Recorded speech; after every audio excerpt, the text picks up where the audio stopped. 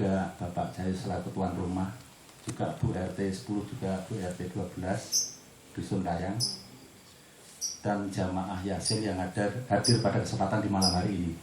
Sebelum kami menyampaikan penyuluhan kesehatan, di sini kami ingin memperkenalkan diri dulu. Kami dari LPPK, yaitu Lembaga Pemerhati Penyakit Kanker. Nama saya Bapak Arifin, alamat Jalan Geraha Manis, Perumnas Manis Jodoh Madiun. Menindaklanjuti surat rekomendasi dari Kementerian Hukum dan HAM, juga dari Ibu Ketua Yasin setempat. Kami akan melakukan penyuluhan kesehatan buat ibu-ibu semua agar terhindar dari penyakit yang berbahaya dan mematikan. Di sini tugas kami selaku konsultan kesehatan tidak melakukan diagnosa suatu penyakit atau pemeriksaan. Itu tugasnya dokter. Tugas kami memberikan tips-tips sehat buat panjenengan semua agar terhindar dari penyakit yang berbahaya dan mematikan. Baik, di sini akan segera saya mulai. Sehat bukan berarti kita tidak sakit, itu pedoman bagi orang yang tidak sakit. Saya ingin sakit. Sebab apa? Penyakit kanker dalam stadium awal tidak terasa nyeri dan tidak terasa sakit, tapi dalam stadium lanjut baru terasa dampaknya sangat luar biasa sekali, bisa menyebabkan suatu kematian. Dan di sini para petugas dari Dinas Kesehatan sudah mensurvei dari beberapa tempat. Banyak sekarang makanan dan minuman yang mengandung bahan kimia yang bisa menyebabkan kita jatuh sakit. Di sini perlu ibu-ibu ketahui, ada mie berformalin, ada nata de coco dicampur pupuk ZA, ada susu dicampur pemutih lantai. Nah, di sini kan sangat berbahaya sekali bagi kesehatan panjenengan. Sebab yang saya pegang sebenarnya ada di seluruh Karesidenan Madiun, akan tetapi berhubung personelnya kurang, saya rangkap 3 kabupaten. 1 Kabupaten Madiun, Kabupaten Ponorogo, dan Kabupaten Magetan. Kadang saya ngasih penjualan di Kabupaten Ponorogo, Kabupaten Magetan, Kabupaten Madiun, jadi muter terus Bu saya. Dan di sini alhamdulillah banyak ibu-ibu jamaah Yasin, Dewan Guru, wali murid, ibu-ibu PKK yang ada di kelurahan, yang dari Ponorogo, Magetan, Kabupaten Madiun yang sudah sembuh dari sakitnya. Banyak yang WA, contohnya seperti kemarin Bu Endang, Pak. Alhamdulillah sekarang ibu-ibu di sini pada sehat, untuk sholat sudah tidak sakit lagi di kaki. Soal kesini lagi nih Pak, Bu Endang, siap.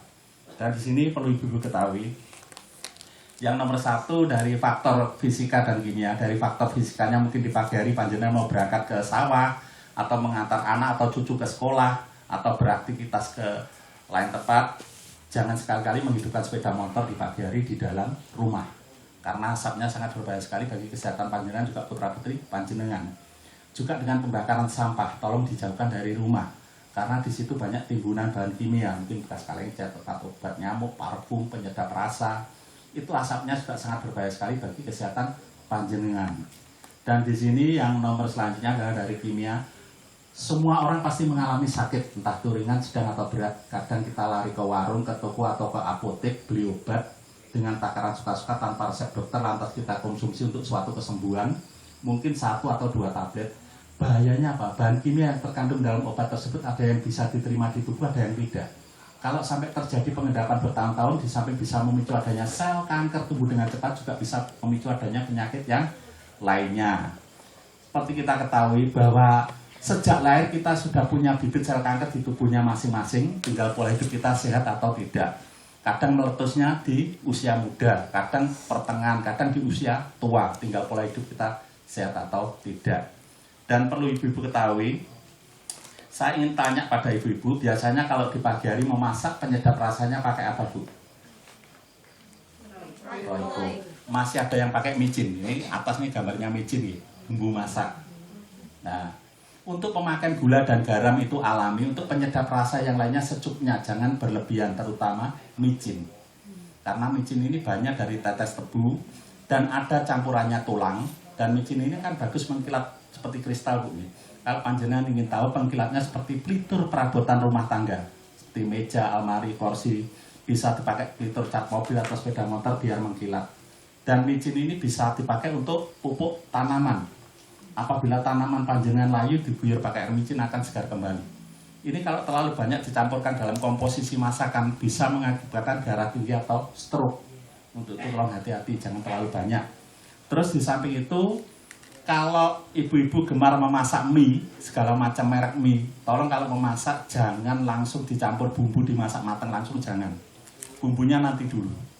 digodok setengah mateng, air rebusan pertama dibuang, dibilas pakai air bersih, ditiriskan sampai sat, ganti air yang baru, campur bumbu, dimasak sebentar baru dihidangkan. Karena apa? Mie tersebut mengandung zat eskulin. Apa itu zat eskulin? Bahan baku pembuat lilin. Jadi antara mie satu dengan lainnya kan tidak lengket, ada lendirnya. Ini yang bisa menyebabkan kanker payudara, penipisan lambung, dan penyakit yang lainnya. Untuk itu tolong hati-hati.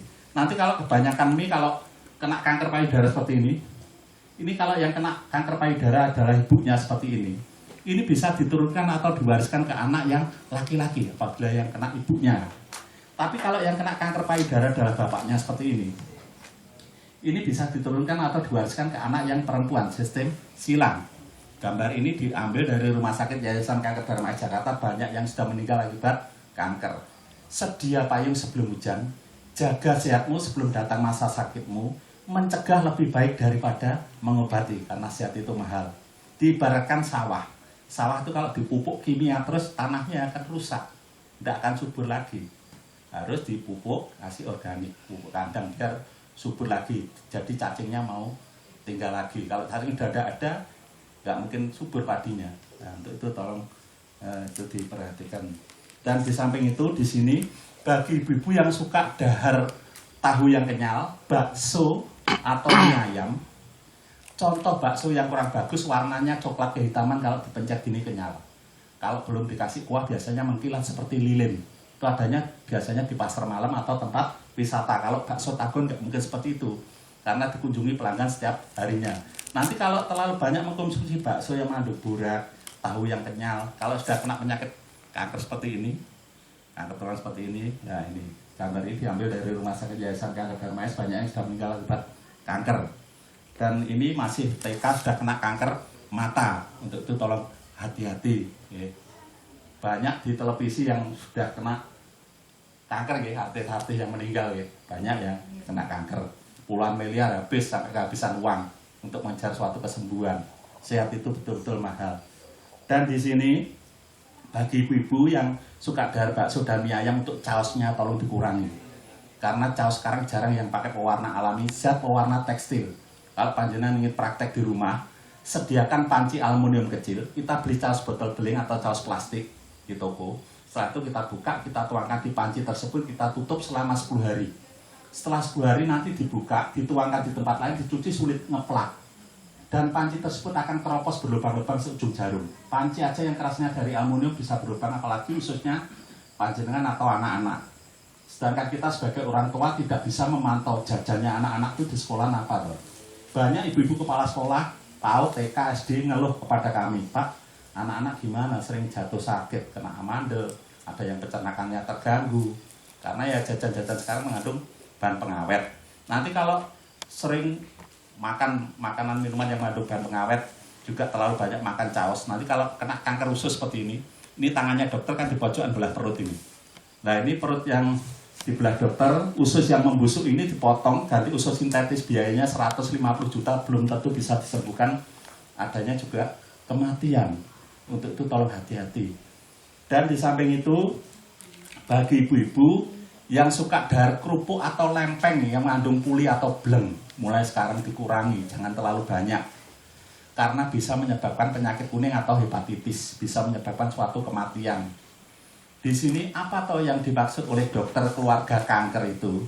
Yang bisa menyebabkan kematian menurut catatan para dokter menempati tingkat kematian tertinggi di rumah sakit. 1. Kencing manis, asam urat, stroke, darah tinggi, kolesterol. Ini adalah dari keluarga kanker yang bisa diturunkan atau diwariskan. Kalau tidak ada dari faktor keturunan, dari faktor pola makan kita sehari-hari. Dan di sini kalau ibu-ibu masih memiliki anak kecil atau cucu, kalau anaknya atau cucunya nangis minta jajan, jangan asal kita belikan, baca dulu. Di baliknya kan ada tulisannya komposisi. Komposisinya kalau ada tulisannya aspartam, taurin, sakarin, aspartam, taurin, sakarin, pemanis buatan, jangan dibelikan. Kasih jajan yang lainnya, aspartam, taurin, sakarin, pemanis buatan. Itu nanti berbahaya bagi kesehatan si anak, bisa menyebabkan kanker otak, dan di sini tulang sumsum belakang bisa rusak, bisa menyebabkan suatu kematian. Kemarin waktu saya melakukan penyuluhan di Telaga Ngebel, di salah satu TK depan Telaga Ngebel, habis ngasih penyuluhan guru SD di Wagir atas laga ngebel, pulangnya sudah ditunggu sama ibu kepala sekolah TK ngebel. Pak, ini wali murid sudah kumpul dalam gedung, tolong jajannya anak-anak disampaikan kepada wali murid karena ada salah satu siswa saya meninggal dunia kena kanker otak dari faktor pola makan. Ibu akan kami beritahukan. Jadi yang mengandung aspartam, taurin, sakarin, aspartam Bu, aspartam, taurin, sakarin, aspartam, taurin, sakarin, pemanis buatan, jangan dibelikan. Itu nanti bisa diabetes. Anak SD aja udah kena kencing manis. Kencing manis itu kalau yang membusuk kakinya sama dokter yang dipotong diamputasi ya kakinya. Kalau tangannya ya tangannya, belum tentu selesai sampai di situ. 7 keturunan belum tentu selesai apabila dari faktor keturunan. Dan di sini perlu ibu-ibu ketahui, ibu-ibu sering masak sayur sop ya. Sayur sop kan seger Bu ya, kalau bulan puasa atau pas panas gitu kan seger. Untuk memasak sayur sop, kalau wortelnya kan bisa untuk vitamin mata, sayur yang lainnya bisa untuk penyegar tubuh. Bicara masalah sayur sop, kalau sudah dicampur sama ayam potong, tolong bagian kaki, sayap, kepala, brutus sama hati jangan terlalu sering dimakan. Kalau ayam kampung monggo dimakan setiap hari, tapi kalau ayam potong untuk kepala, sayap, kaki, hati dan brutu. Karena apa? Vaksin injeksi untuk mempercepat masa panen ayam potong disuntik pakai dan gimana di sayap. Nanti kalau sudah besar turunnya ke kaki. Nanti kalau panjenengan sering mengkonsumsi itu, salah satu dari keluarga kanker akan hinggap di tubuh panjenengan, entah asam uratnya, kolesterolnya, darah tinggi, stroke-nya atau penyakit yang lainnya. Untuk itu tolong hati-hati. Dan di samping itu di sini kebiasaan hidup lainnya yang bisa menyebabkan kanker. Semisal bapaknya perokok, ibu harus menjauh. Karena 30% menurut dokter adalah yang perokok pasif, yang paling berat. Ya. Di sini perlu ibu-ibu ketahui, saya juga menerangkan seperti ini Bu. Jangan salah, saya juga perokok loh Bu. Tapi saya punya imun untuk melunturkan nikotin dari paru-paru saya. Saya juga hobi ngopi. Saya punya imun untuk melunturkan kafein dari paru-paru saya. Nanti kalau merokok sudah berapa puluh tahun, ngopi sudah berapa puluh tahun, kalau paru-parunya seperti ini, ngeplak, tidak segera disikapi, larinya kemana? Ke rumah sakit sanatorium Dungus, atau rumah sakit depan Inka Madiun, Kletak, rumah sakit paru-paru. Kalau dokter-dokter di situ sudah ada ngatasi, larinya kemana? Ke Pak Mudin Bu. Berangkat ke makam, ya, pengumuman di masjid. Itu tolong, sehat itu mahal Bu, harganya harus segera disikapi. Kalau kita hobi makan caos, makan apapun harus punya imun untuk melunturkan semua toksin, racun-racun yang ada dalam tubuh.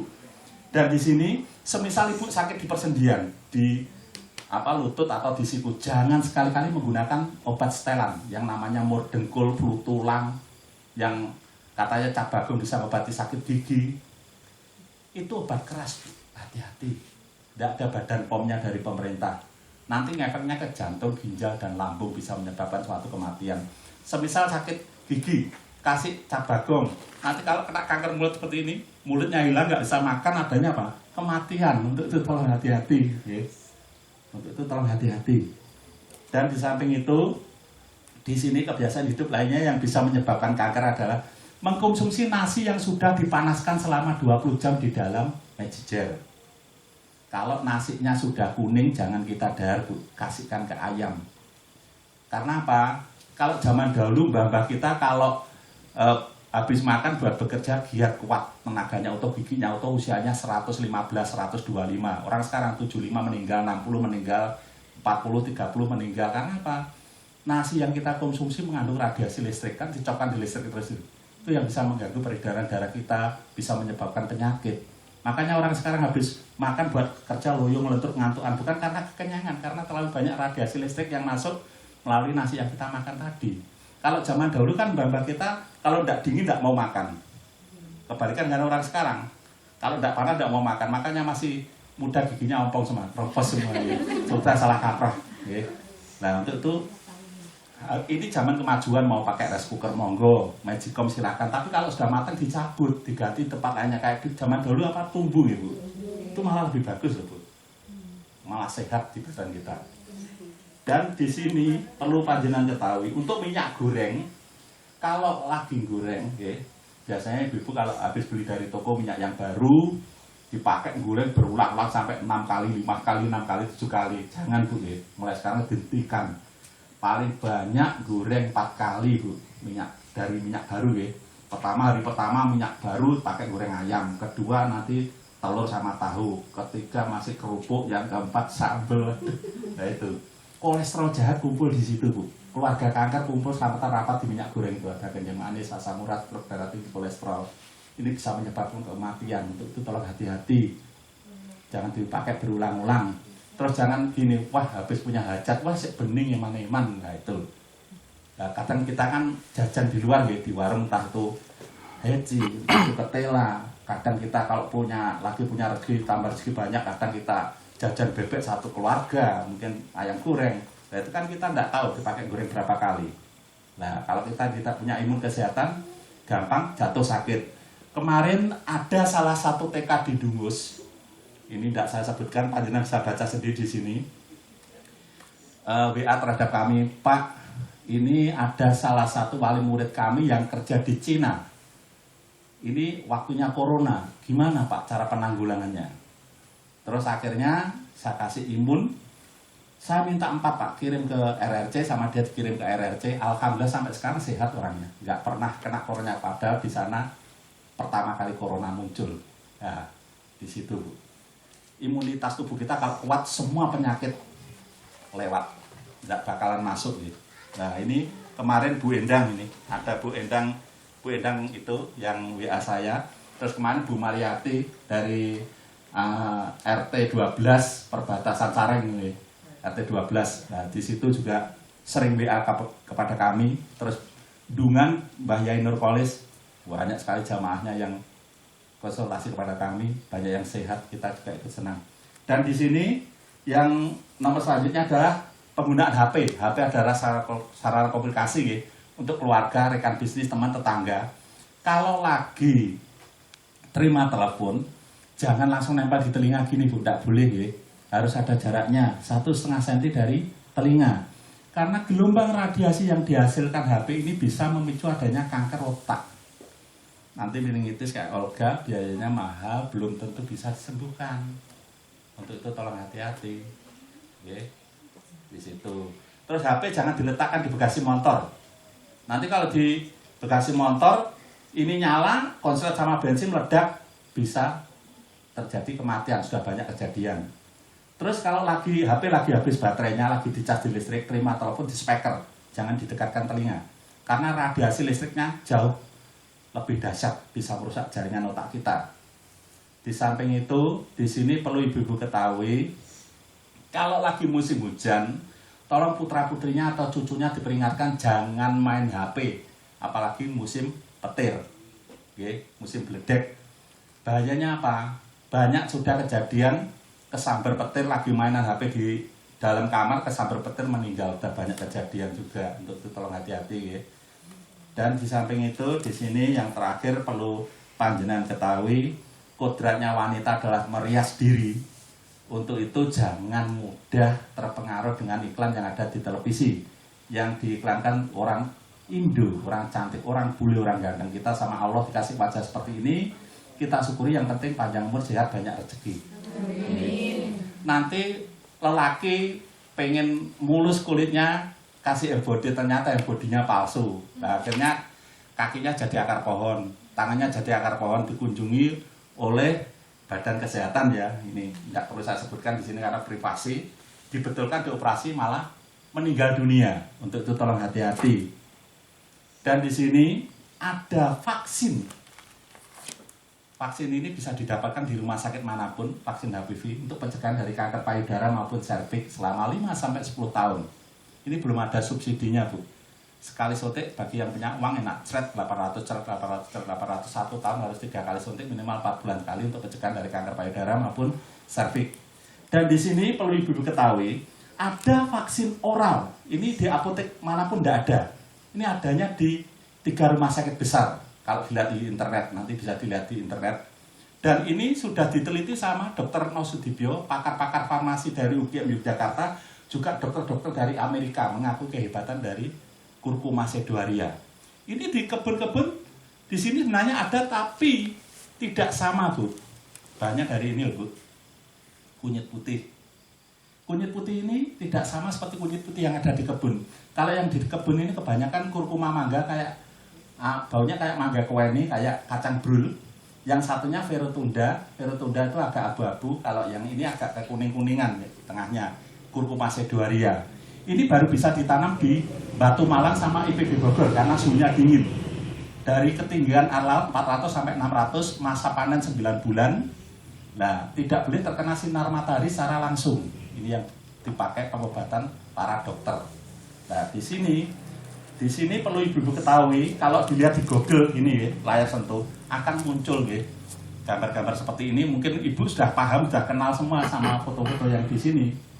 Nah, ini pengakuan Terus ini juga kunjungan dari orang-orang pusat waktu ke pabriknya, nanti di situ dijelaskan. Terus ini pengakuan para dokter. Terus ada badan POM-nya dari pemerintah. Dan di sini perlu ibu-ibu ketahui, semua jenis penyakit akan tuntas, tidak ada efek samping. Amandel tanpa operasi, amben tanpa operasi, terus kelenjar getah bening tanpa operasi. Semua seumpama jenengan jatuh, seumpama sininya robek, dibersihkan, kapsulnya dibuka, ditaburkan, kasih kapas, balik beban, satunya diminum kayak dijahit. Seumpama dipatuk ular atau disengat kalajengking untuk perawat bisa. Gigi berlubang kerowok, dibuka, ditaburkan di gigi yang kerowok, ulatnya mati, tidak perlu dicabut. Kalau gusinya bengkak, cekot-cekot diminum, kempes, tidak akan cekot-cekot lagi. Peredaran darah yang kurang lancar, untuk sholat malam biasanya sering linu-linu, sembuh. Kayak Bu Haja Endang kemarin WA, alhamdulillah banyak yang cocok Pak, banyak yang sembuh. Kalau gitu teman, bukti nyata di lapangan sudah banyak, mulai dari geger, sareng sini. Nah, di sini akan kami bagikan nanti Bu brosurnya, bisa panjenengan pelajari ini nanti bisa panjenengan pelajari Bu. Nah, contohnya seperti ini. Saya juga konsumsi. Saya dulu kena amben parah, kena asam urat parah, juga kena kolesterol parah, sampai dibawa ke Suluk, ke ahli terapi. Sembuh sebentar, kumat lagi, terus ke dokter, ke apotek, sembuhnya pakai ini. Sampai sekarang makan apapun saya tidak sirian. Dulu kena emping kacang, sini saya bengkak, nggak bisa jalan.